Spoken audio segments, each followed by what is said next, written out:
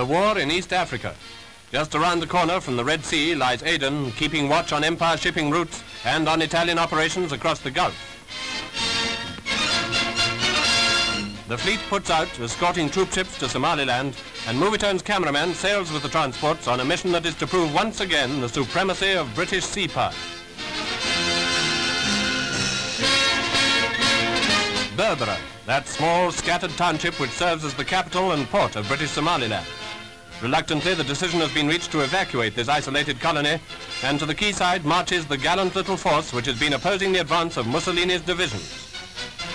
The King's African Rifles and Punjabis carrying their wounded, and Somali soldiers stoically leaving their native land.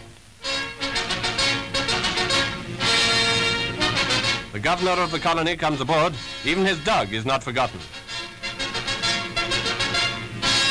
In fact, nobody is forgotten. Besides troops, the inhabitants have been offered the shelter of new homes, for Britain forgets nobody, whatever his colour or creed.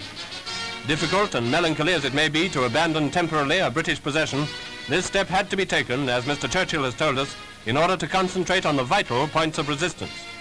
The surrender of France and the armistice in Djibouti left the British flank in Somaliland exposed, and the British force was only ordered to employ delaying tactics. They carried out these orders, and as you can see, 2 whole divisions of Italian troops were unable to harass or deter the orderly withdrawal from the port. Protected by British sea power, the troops and population were evacuated without loss or hindrance. As a parting act, petrol dumps are fired. And British sea power returns again to complete the operation.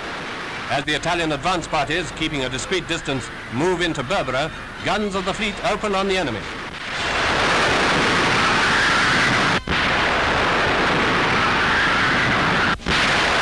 Through the vibration caused by salvos of high explosive, you can study the effectiveness of the fire.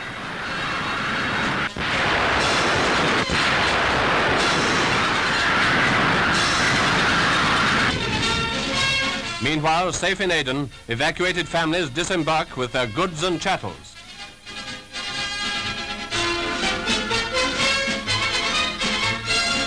Here they will find security and hospitality in a strongly held British outpost girdled by the sea.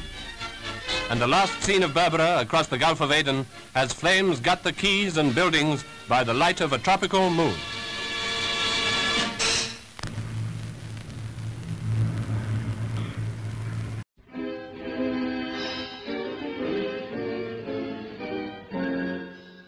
Jack flies over British Somaliland, which was lost to the Empire when France capitulated but quickly retaken.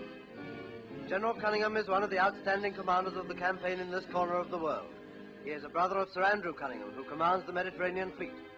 Our cameraman accompanied General Cunningham on a tour of inspection to this outpost of Britain's fighting empire. From this inspection, we cover an extract of the work of Empire armies on the borders of French Somaliland, still under Vichy control.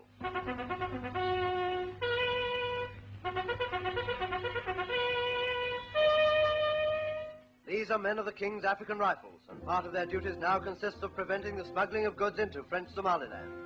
This is a unit going out to relieve an outpost from a spill of duty.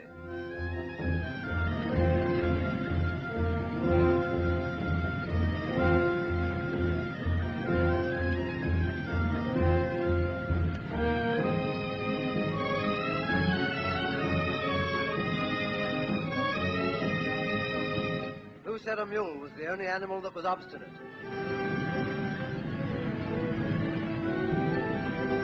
Whoa! This is a little group caught the night before trying to run the blockade. Vichy is fighting Hitler's battles, and we are not going to help.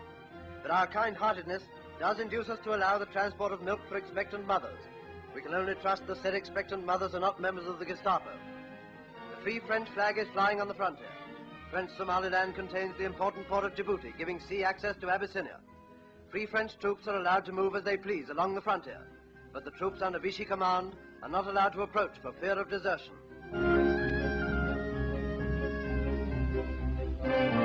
The relief by this time has arrived at the outpost for its new spell of guard duty.